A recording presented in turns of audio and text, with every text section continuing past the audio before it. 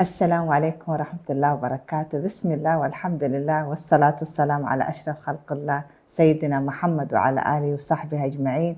أهلا وسهلا ومرحبا بكم أعزائي المشاهدين والمشاهدات في موضوع جديد وحلقة جديدة من برنامجنا من هنا نبدأ. يحكى أنه شاب هرب إلى الغابة، وهذا الشاب كان يهرب من اللصوص، فوجد في الغابة رجلا يحتطب، يعني رجل يعمل في مهنة هو حطاب. فطلب منه أنه يختبئ عنده، فأشار إليه الحطاب، قال له يا ابني اختبئ وراء هذا كوم الحطب. اختبأ الشاب وراء كوم الحطب، وبعد يعني يمكن زمن قليل جو اللصوص يسأل عن الشاب، قال له أيها الحطاب، يعني رأيت يعني شاب مرة من هنا؟ فقال لهم نعم، موجود وراء الكوم الحطب. فاللصوص استهزأوا، يعني هو يعني كأنه يعني يخدعهم أو يحاول يعني يستهتر بهم، يعني أخلوا سبيله، يعني خلاص قالوا ما نصدقك. والمهم اللصوص غادروا المكان. طبعًا حنتوقع من الموقف طلع الشاب وهو زعلان ويصرخ، يقول له حرام أنا كلمتك وأنا يعني اتخبأت ورا الحطب، وأنت ليه أشرت إلى مكاني؟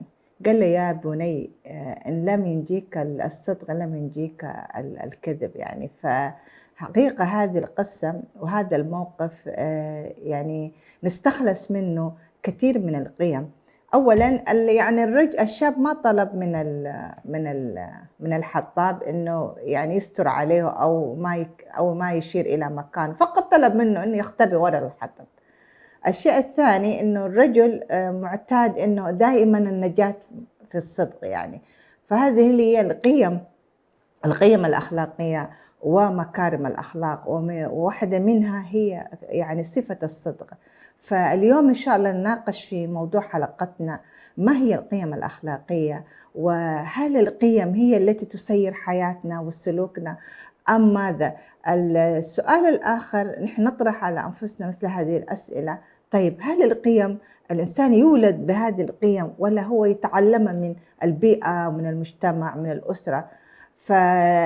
لأنه نحن حقيقة زي ما نكرر دائما برنامجنا هو برنامج أسري يهدف إلى تربية الأبناء التربية اللي هي الصحيحة والتربية المستوحاة من الكتاب والسنة. نعرف ما هي القيم. القيم هي ثمن الشيء. يعني مثلا أنا حيقول لك كم قيمة هذا المبلغ، كم قيمة هذا الجهاز، كم قيمة هذه الكاميرا، فأنا أعطي لهذا الشيء قيمته. والقيمة هي تعني يعني تعريفها هي الاستقامة والاستعداد، ولذلك الله سبحانه وتعالى ذلك الدين القيم، بمعنى أنه الدين الصحيح المقوم لأمور الناس وحياتهم. فنجد في كثير من الآيات أنه الله سبحانه وتعالى دائما يعني وضح الدين القيم. وفي سورة البينة يتلو عليهم صحفا مطهرة فيها كتب قيمة. فهذه القيمة نحن لو أخذناها بمعنى آخر، نحن ما هي القيم التي نريد أن نربيها في أبنائنا؟ ما هي القيم وما أنواع القيم التي نحن نريد أن نغرسها في أبنائنا؟ أنا حألخص يمكن حوالي 4 أنواع من القيم، وأشرح كل قيمة ما معنى القيمة الأخلاقية. من ضمنها هي القيم الأخلاقية، القيم الشخصية، القيم الاجتماعية، والقيم الثقافية. طيب ما هي القيم الأخلاقية؟ القيم الأخلاقية هي النظام يعني متكون من المبادئ والمعاني السامية المستوحاة من الكتاب والسنة. مثل ماذا؟ يعني مثلا يعني ما هي الأشياء اللي أنا أقدر يعني أصف هذا الشخص يتحلى بالقيم الأخلاقية؟ الأمانة والصدق والعدل والوفاء. ولذلك نجد أنه الله سبحانه وتعالى يعني الله يعني وصف النبي عليه الصلاة والسلام وإنك لعلى خلق عظيم. يعني صفة الصدق والأمانة يعني حتى يعني كل الأنبياء، يعني سيدنا موسى، سيدنا محمد، نجد إنها مثل هذه الصفات هي صفة الأمانة والصفة الصدق، وهذه الصفات هي من مكارم الأخلاق اللي يتحلى بها الأنبياء. قيمة أخرى اللي هي من ضمن القيم الأخلاقية اللي هي القيم الشخصية. طيب ما هي القيم الشخصية؟ بمعنى أن القيم الشخصية هي الأحاسيس والمشاعر التي يحملها الفرد اتجاه نفسه واتجاه الآخرين. يعني الإحسان، الصبر، الرضا، الشجاعة، هذه كل الصفات الشخصية اللي ممكن تجد أنه بعد الشعوب، بعد المجموعات، بعد القبائل، بعد الأفراد يتصفوا بهذه الصفة. ونجد أنه الكرم يعني مثلا وجد في تاريخنا الإسلامي، في التاريخ الحضارة العربية والإسلامية، نجد أنه كثير من القبائل اشتهرت بالكرم، وكانت واحدة من أهم صفات العرب صفة الكرم، اللي هي إكرام الضيف، ويعني حماية العرض وغيرها من كثير من الصفات التي يعني اتصف بها المجتمع العربي والإسلامي. وجاء الإسلام وأكد على هذه القيم النبيلة والقيم الرفيعة. نأتي لقيمة أخرى هي القيم الاجتماعية.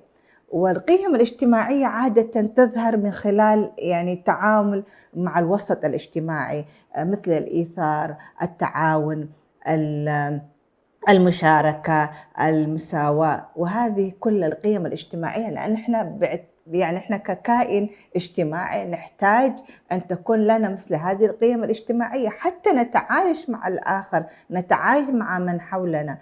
القيمة الرابعة هي القيمة الثقافية، وهي تعني المعتقدات. يعني نجد لكل مجتمع له قيمه الثقافية، له قيمه الخاصة بهذا المجتمع من قيم، عادات وتقاليد، والإرث الاجتماعي والثقافي. ولذلك إذا الإنسان يعني شعر في لحظة ما هذه القيم يعني مهددة، هذه القيم لا تناسبني، تقول يعني مثلا بعض السلوكيات تخالف قيمي، تخالف عاداتي، تخالف ما أؤمن به، وهذا الاختلاف أحيانا يؤدي إلى صراعات داخلية. يعني فلنفترض أنه شخص هاجر لبلد ما ويجد في هذه البلاد أخلاق وقيم مختلفة تماما إذا كانت مع قيمه الشخصية أو قيمه الأخلاقية أو قيمه الاجتماعية والثقافية، فيجد الإنسان يشعر بالغربة. وهذه تعتبر من أصعب أنواع الغربة. يعني الإنسان يشعر بغربة داخلية، أنه يعني يجد أنه هو مهدد في قيمه وفي أخلاقه. ولماذا هذه المواضيع كلها ونحن نحتاج إليها حقيقة؟ نحن كمربين وكأولياء الأمور نحتاج أن نقرسها في أبنائنا من سن مبكر. لماذا؟